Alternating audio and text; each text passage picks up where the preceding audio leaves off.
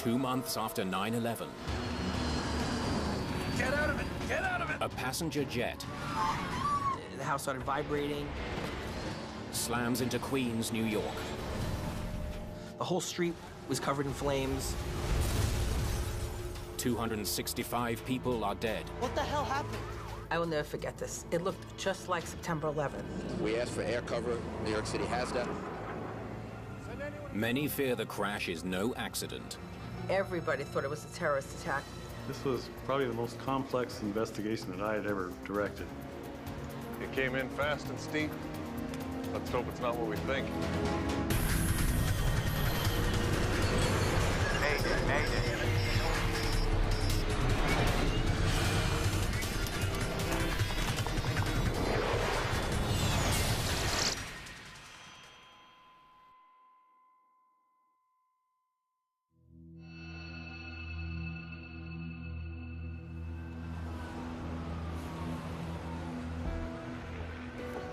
November the 12th, 2001. It's the Veterans Day holiday in the United States, a day off for many. But at New York's John F. Kennedy Airport, it's another busy day.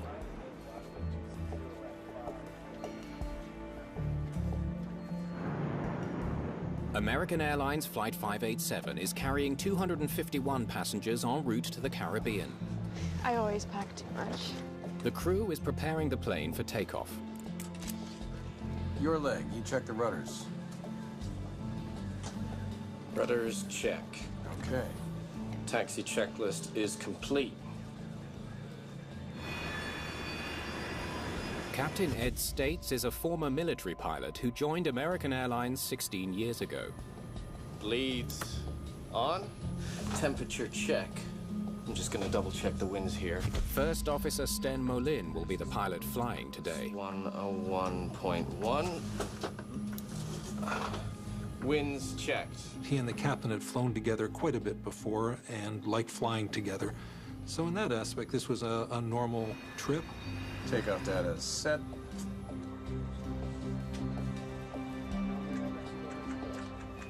American 587, follow Japan Air, Boeing 747 ahead.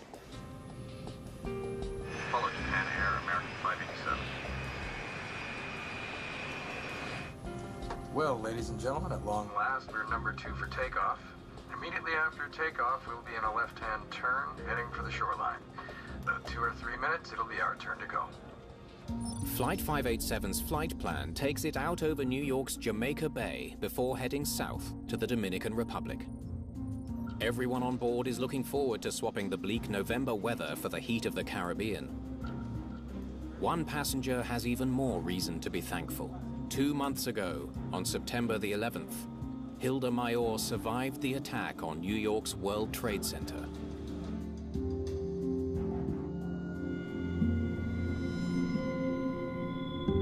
She was working on the ground floor when terrorists flew 2 airliners into the Twin Towers, killing more than 2,500 people. 9/11 was perhaps, well, not perhaps, was the biggest terrorism event that had occurred in U.S. territory. September 11th was a day that I don't think anybody who lives in New York will ever forget. It was a day that changed not only the city, but the whole world. I think everybody was in a total state of shock. And I think that shock lasted for months and months and months.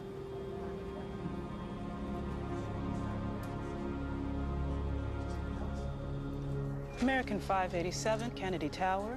Caution, wake turbulence, runway 31 left. Taxi into position and hold. Flight attendants, prepare for takeoff, please. You have the airplane. The captain indicated the first officer would be the flying pilot on this leg.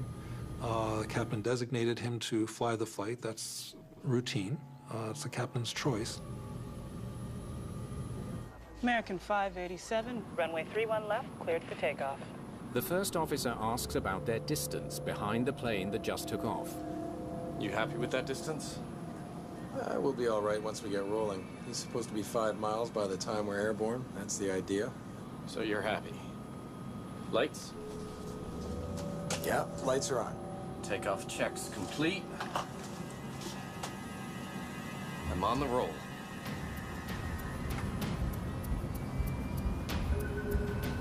Thank you, sir.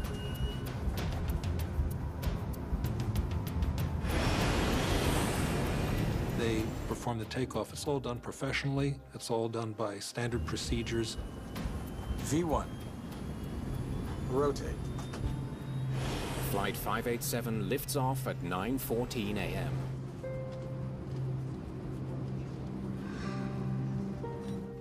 American 587, heavy, climb and maintain 13,000. In the homes below, residents of Queens, New York hear the familiar sound of jets overhead. Planes, take off and land. They fly right over the peninsula every 45 seconds. It was just a normal thing. A patch of turbulence rocks the plane. Oh boy. Max power. You all right? Yeah, I'm fine. Hang on to it, hang on to it. Let's go for power, please. 2,300 feet above the ground. Disaster strikes.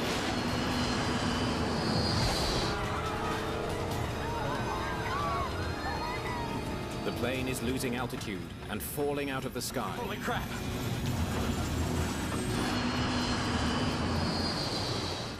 There are 31,000 kilograms of flammable jet fuel on board. What the hell did we get to? And the plane is heading straight for the houses of Queens, New York. The sound at first was just a normal airplane flying above. I was still in bed, kind of half sleeping, half awake. As it started to get louder, that's when you felt a little vibration. We're stuck in it.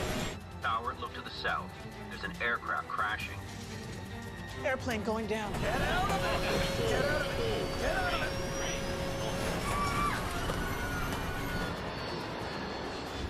The house started vibrating very heavily. This all happened really quick.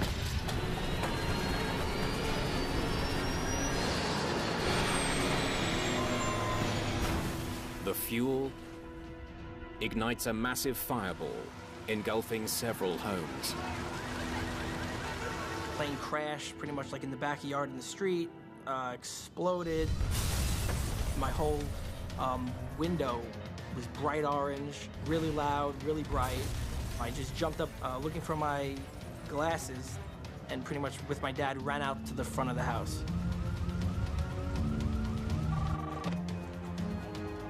Are you missing any flights?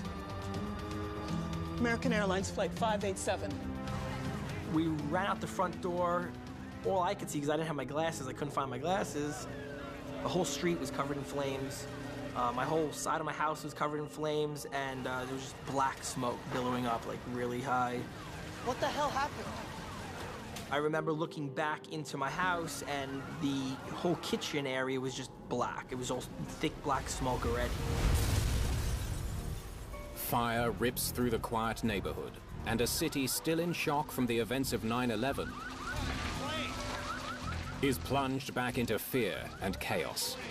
See my eyes and I scream, everybody go out! Fish back up. It looks like a war zone. Jason's mother, Lois, is driving to work when she gets the most terrifying call of her life. My husband was screaming hysterically into the phone, "The house is burning down, the house is burning down, come home." And in those moments, I went into a state of panic, thinking I didn't know where Jason was. I drove towards Rockaway, and I will never forget this. It looked just like September 11th. All I saw was the black smoke and the flames for like what looked like a mile. The whole area looked like it was on fire. Then I realized that my house was like gone. And I was just I was in total shock. We're over here! I heard Mark and Jason scream, "We're over here." And I turned around and I saw them and I ran over and I almost fainted. Then I remembered screaming to them, "What happened?" And they're telling me a plane crashed. The horrific scene seems to echo the events of September the 11th. All 260 people on board the plane are dead, as well as 5 people on the ground. Everybody thought it was a terrorist attack. Many people fear the worst.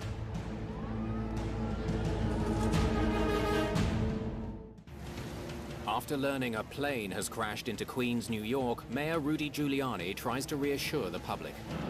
Just talked to President Bush, and we talked to his chief of staff. We asked for air cover. New York City has that. The airports have been closed for a while, and I talked to the governor, and just as a precaution, we're going to close the bridges and tunnels for an hour or two.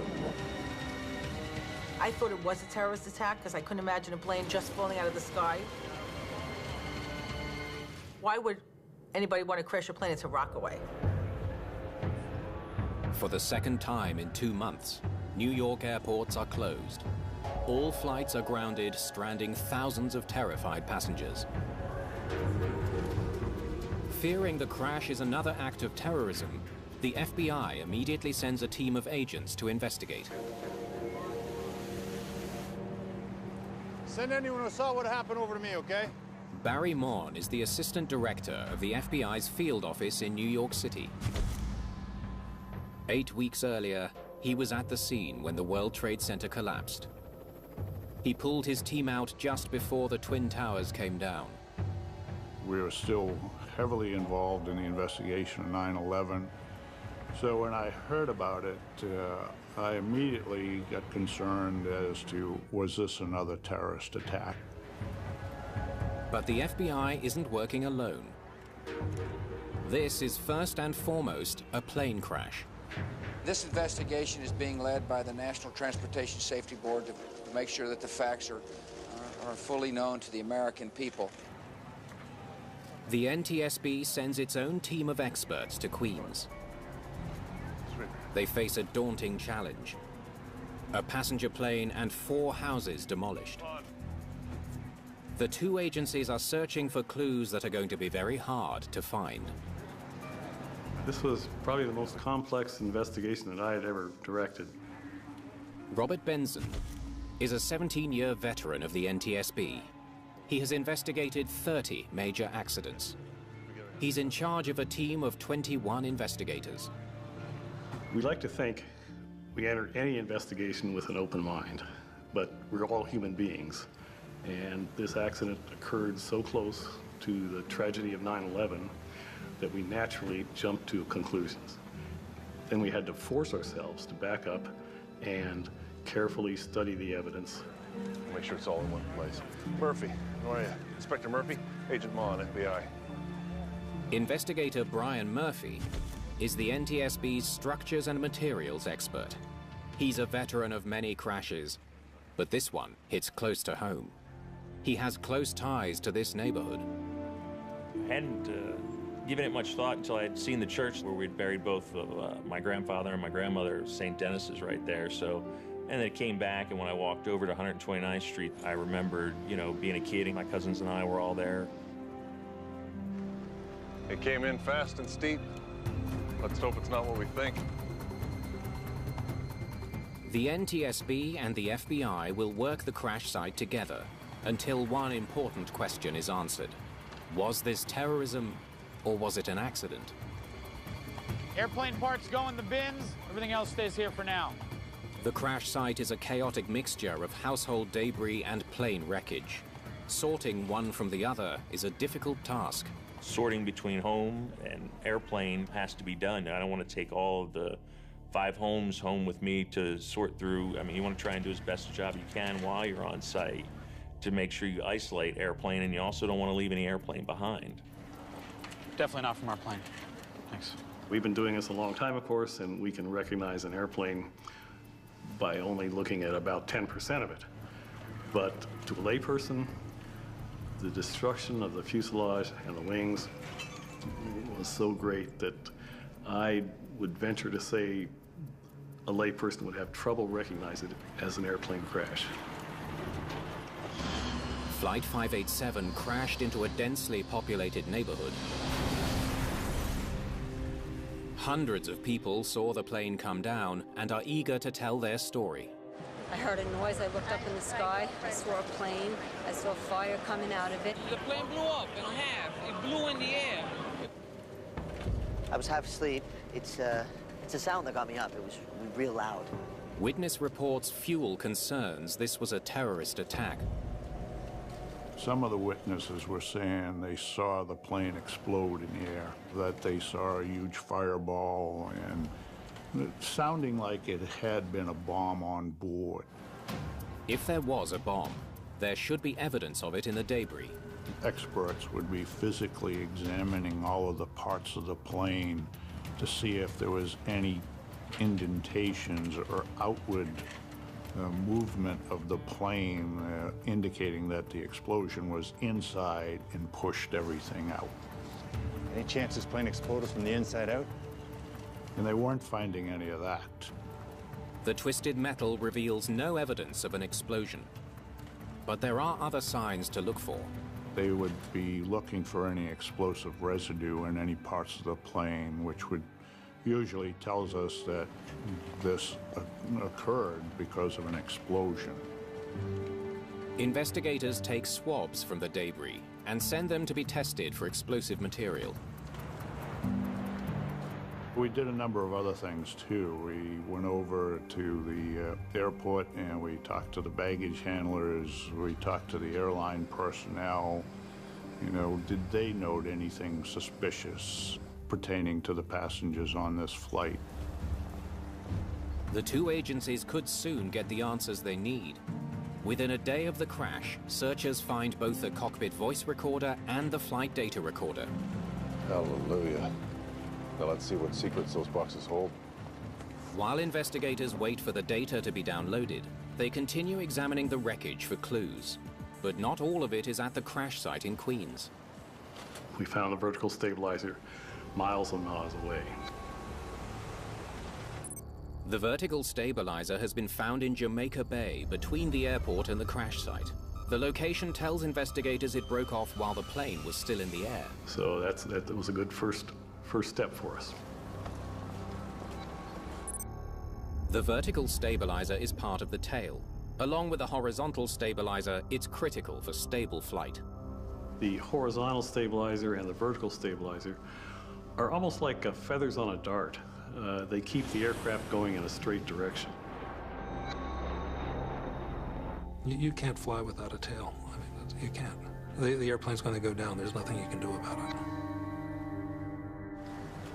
Get that tail to the hangar so we can get a good close look.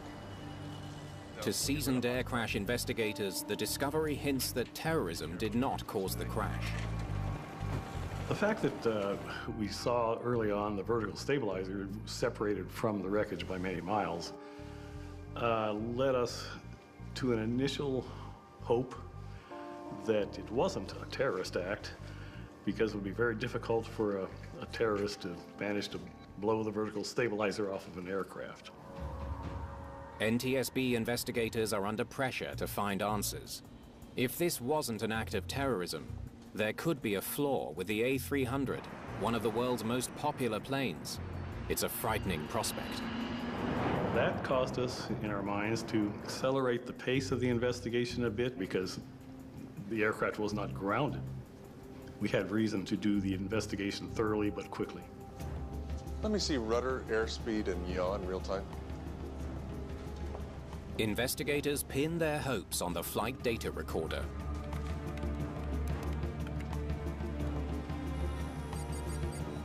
They immediately notice something unusual.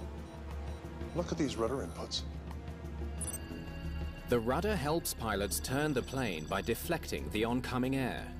The more it pivots, the more the air is deflected and the sharper the turn. What is going on? From the flight data recorder, we discovered that the rudder had been moved back and forth rapidly several times. We didn't know why. Could have been caused by the pilots, one or both perhaps, reacting to something. Investigators are intrigued. It looks like the pilots were having trouble controlling the plane during the last 30 seconds of the flight.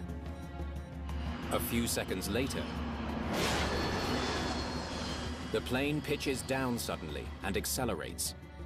The dramatic motion can only mean one thing. This is the moment the tail came off the plane. Here they go with the rudder, and then 7 seconds later, the stabilizer snaps off. I don't get it. Investigators hope the plane's cockpit voice recorder will tell them why the pilots were having so much trouble controlling their plane. You ready to go? And why the plane's tail came off in midair. The CVR is an amazing device. It's a digital tape recorder that records all noises in the cockpit and noises even some outside the cockpit. They listen to the last few moments of the flight. If a bomb brought down the plane, they should hear the sound of the explosion. Little wake turbulence, huh? Yeah. Investigators listen as the pilots discuss hitting the wake from another plane. It seems Molin wants more speed to help them fly through it. 250 knots, thank you. Max power. You all right? Yeah, I'm fine. Hang on to it. The investigators listen for the sound of an explosion. We heard loud pops and snaps, and especially loud noise. 1558. That's the tail coming off. They match the timing of that sound to the FDR data. And we could pinpoint exactly to the second when the vertical stabilizer came off. Holy crap! What the hell are we into? We're stuck in it! Get out of it! Get out of it! Get out of it! Onboard explosions also have a distinct sound pulse. I didn't hear anything that sounded like a bomb. And we didn't hear that on the CVR. There's nothing on the recording to indicate a bomb exploded on the plane. Not only that, but lab results confirm there's no trace of explosives on any of the debris. No signs of an incendiary device being on board. No claims of credit. No suspicious activity either at the airport or even with the passengers themselves. Nothing on the flight recorder? No explosion. This was in all likelihood either a mechanical error or a pilot error. I'm not surprised. It seems consistent with what we're finding. Once determination is made that it's not a criminal matter, Let's wrap it up, guys. We're done here. then we totally go away, actually. The FBI leaves the investigation in the hands of the NTSB. Once we could eliminate a terrorist act, then the investigation took on a different focus. We were sure now it was an aircraft accident. All right. Back to the wreckage. Let's figure this thing out. Investigators are faced with a puzzling question. How does a vertical stabilizer just fall off? I've been investigator in charge of the NTSB for, at that time, 20 years or so, and I had never seen anything quite like this.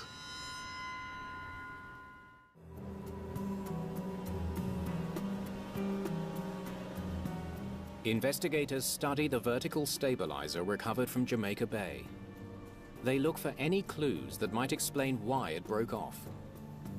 Here's a case where the vertical stabilizer failed during a routine flight. And this is a very rare event, and we're trying to understand what are the factors involved in it. As they take a closer look at the edge that broke away from the rest of the plane, they make a surprising discovery. The fitting just ripped apart. The vertical stabilizer is attached to the plane mainly by 3 pairs of fittings. For some reason, they all failed. It's a confounding discovery. The stabilizer is made of a modern composite material that's designed to be stronger than steel. Perhaps its strength has been overestimated. It was actually the first accident that we had investigated where a large composite component had failed. So that became a question in our minds. Composites are made by fusing more than 100 layers of carbon and glass fiber. Because they're both strong and lightweight, they're increasingly common in aircraft designs. Almost all aircraft, you're going to find some type of composite material on that airplane somewhere. Boeing plans to use carbon composite as the primary material for its new 787 Dreamliner. If composites can fail so easily, it could jeopardize the lives of thousands of people and cripple the airline industry. If it was a structural failure, it would affect not only the accident aircraft, but the entire Airbus A300 fleet. So if there was a design flaw in the aircraft, we needed to know that very, very quickly. Investigators comb through the manufacturing records of the downed A300. They discover some disturbing information about the stabilizer mounts. An investigation of the early manufacturing build records from this vertical stabilizer did reveal that after it went through its inspection, it actually was noted and determined that there was a large delamination. Delamination is the separation of the hundreds of layers which make up the composite.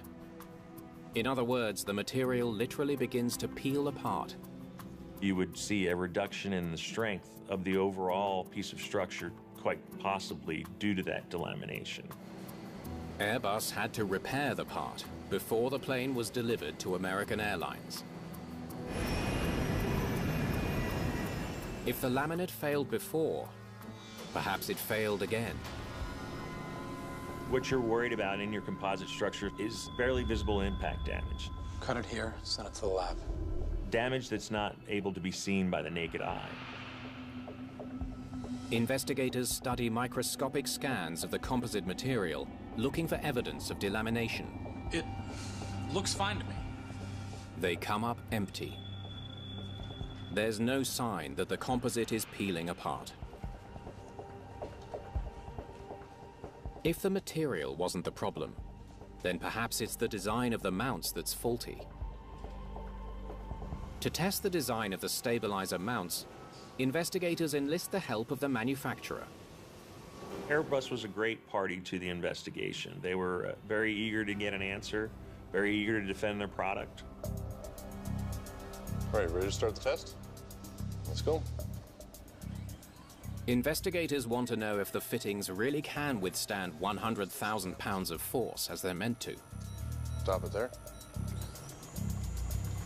100,000 pounds in holding. So far, so good. The fitting has met its design requirements. So this, in essence, confirmed the fact that the design of the vertical stabilizer attach points was good. But the test isn't over. Let's keep going. Investigators apply more pressure.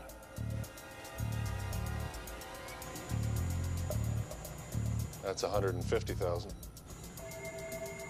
They want to know exactly how much force it must have taken to snap the tail on Flight 587. Let's keep going. In dramatic fashion, they have their answer.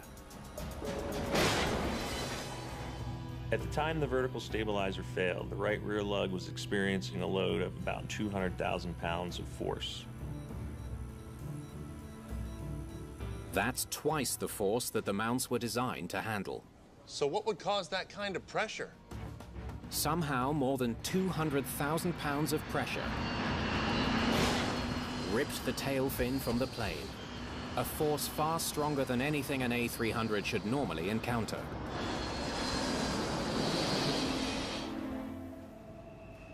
We knew, of course, from listening to the air traffic control tapes that the accident aircraft took off a minute and a half or 2 minutes after a JAL, Japanese airline, Boeing 747. A little bit of wake turbulence, huh? Yeah. The captain says, a little wake turbulence, huh? Could that turbulence have been strong enough to tear the tail from the plane? What the hell are we into? Wake turbulence is caused by the movement of air over and under the wing. When the two streams of air meet at the wingtips, they combine to create a powerful vortex that trails behind the plane. So you can almost imagine two tornadoes coming off the wingtips of an airplane. The effects of wake turbulence vary upon the size of the aircraft encountering the turbulence. Small planes face the greatest risk, especially when flying behind large airliners. The powerful turbulence can be catastrophic. Pilots are trained to avoid the wakes coming off planes ahead of them by staying back a safe distance. Investigators wonder if the pilots of Flight 587 miscalculated that distance as they waited to take off behind a jumbo jet. Japan Airlines 47 Heavy, runway 31 left, cleared for takeoff. The JAL flight took off at 11 minutes after 9. American 587, Kennedy Tower. Caution, wake turbulence, runway 31 left. Taxi into position and hold. You have the airplane. They had been cautioned about wake turbulence behind the 747 by air traffic, so they would all have been aware of it. A minute and a half later, Flight 587 was cleared to take off in the same direction. American 587, runway 31 left, cleared for takeoff. Investigators know the first officer was concerned about their distance from the 747. You happy with that distance? We'll be okay once we get rolling. He's supposed to be 5 miles by the time we're airborne. That's the idea. So you're happy. Lights? Maybe they got too close. If the pilots misjudged the distance to the plane ahead, I'm on the roll. Airport radar information should reveal their mistake. Investigators plot the paths and distance of the two planes. Never closer than 5 miles. They should have been fine. Their calculations show that Flight 587 was flying at a safe distance. The wake should be too weak to be dangerous. The separation was entirely within Federal Aviation Administration regulations. But after they hit the wake, the tail falls off. Was this some kind of super wake? Our job then became to figure out how strong the wakes were. Many factors can influence the intensity and direction of wake turbulence, the strongest of which is weather. Weather and wake turbulence go hand in hand in a sense. In fact, wake turbulence is almost a weather phenomenon. I mean, it's air movement. In a perfectly calm wind condition, for instance, the wake turbulence off of an aircraft goes straight back and affects anything straight behind it. If you have a crosswind, the wakes off the tips of the wings actually blow with the wind. They remain rotating, but they move. Winds were just 11 knots. Investigators discover that there was very little wind as Flight 587 took off. That may have made things worse. There was no wind to help dissipate the vortex. NASA scientists conduct a study to determine exactly how strong the wake would have been. They said at the time of the encounter by the accident aircraft, the wake from the 747 had dissipated 20 to 40% or so. The vertical stabilizer can withstand almost 200,000 pounds of bending force. Even at full strength, the wake from a 747 should not be strong enough to snap the tail off an A300. At 80% of its strength, it could not have done any damage at all. Not even close to what it would take to rip the tail off an Airbus. Investigators return to the best clue they have, the unusual rudder movements. 11 degrees left. 11 degrees right. We saw the rudder go back and forth to its maximum deflection several times very, very rapidly. As of this point, we still didn't know why, but that was something that raised our eyebrows. 11 degrees left. 11 degrees right. Could he have ripped the tail off his own plane? We needed to determine whether that particular motion would be violent enough to snap the vertical stabilizer off. Normally, pilots only move the rudder a couple of degrees in either direction to steer the plane. Investigators wonder if the extreme rudder movements on Flight 587 created the aerodynamic force needed to tear the stabilizer off. You ready? To find out, they create a computer simulation of an A300 and fly it the same way as First Officer Mullin. moving the rudder 11 degrees back and forth 3 times. With each rudder deflection, the aerodynamic loads on the tail increase.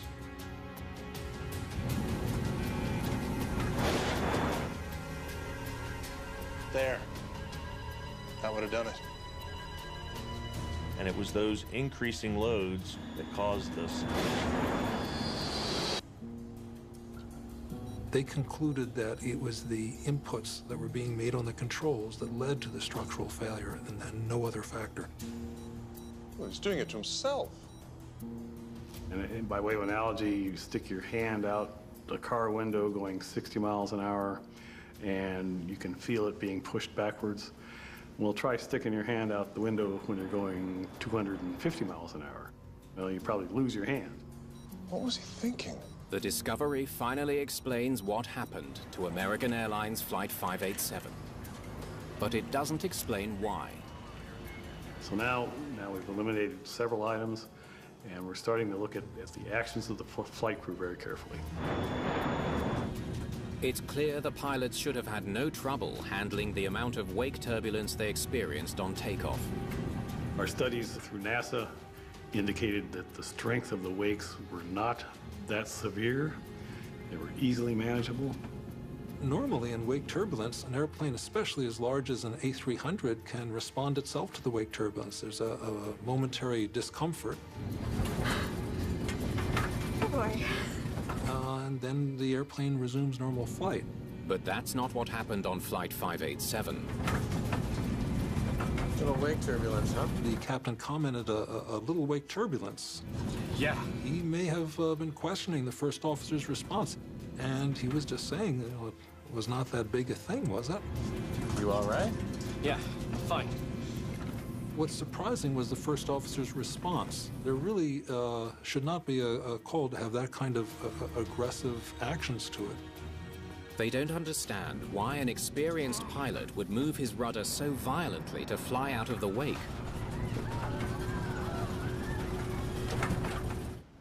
Investigators talk to pilots who flew with Molin. You take a seat.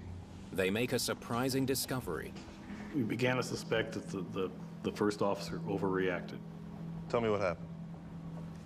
There was one unusual aspect that was disturbing, that he had a history of responding very aggressively to wake turbulence. He did the same thing 7 years ago. He moved the rudder pedal quickly back and forth. The captain said that he was shocked by this. He was overworking the rudders. He said, "Why did you do that? Why did you respond like that?"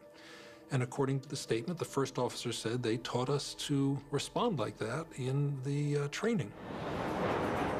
Is it possible that the airline is teaching their pilots such a dangerous maneuver? Investigators have to find out before another pilot makes the same mistake. Get out of it! Get out of it! Holy crap! Investigators believe the first officer was following his training when he overreacted to wake turbulence. They discover that one of the situations Molin trained for likely taught him a dangerous lesson. American Airlines pilots are trained to recover from steep rolls, up to 90 degrees wing down, an almost unheard of occurrence.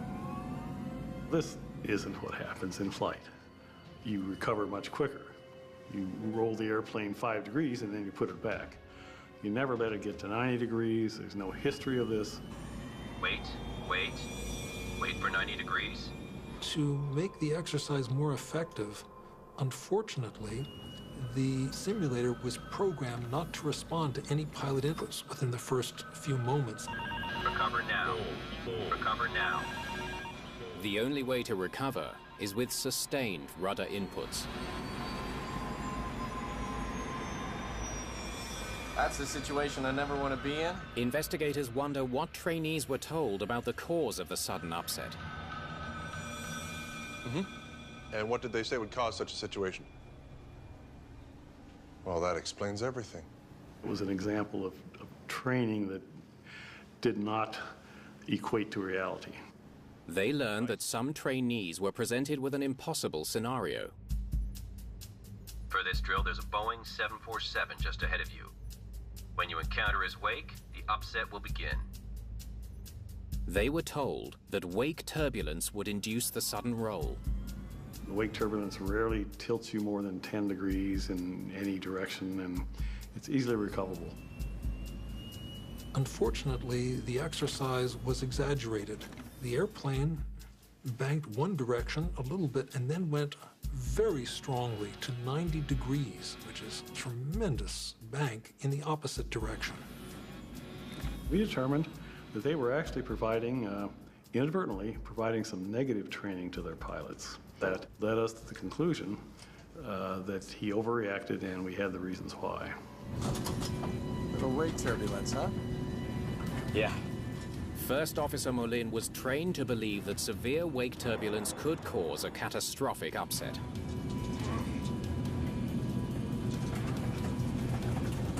Max power. You all right? The captain asks him, "Are you all right?" And it's noteworthy that the captain does not add max power. In the captain's opinion, max power is not appropriate in this situation. The first officer began responding with wheel back and forth and accompanied by rudder, back and forth rudder. Hang on to it. Hang on to it. He thought it was some outside turbulence or something else that was happening, and he was making opposite controls and was fighting himself and didn't know that it was actually his inputs that were causing the problem. First officer overreacted on the rudders. He didn't let the aircraft stabilize in one position or the other, so it hits a stop and then whips itself back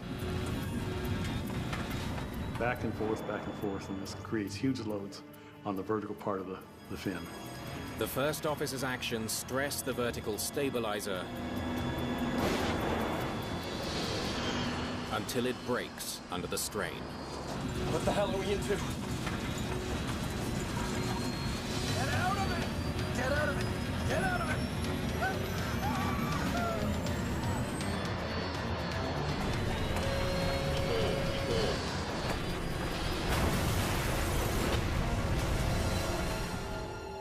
After the accident, American Airlines changes its training procedures dealing with wake turbulence. Once it became clear that some negative training was going on, American Airlines, to their credit, revamped the program to prevent this type of activity. The training simulator has been modified to be more realistic.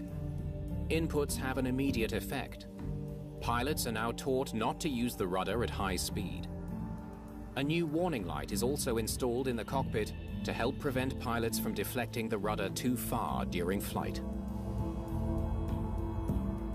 Well, when people ask me about the effects of 587, I hark back on the incredible loss of life. It's the second worst accident in U.S. history. I lost everything, but other people, look at all these people who are dead.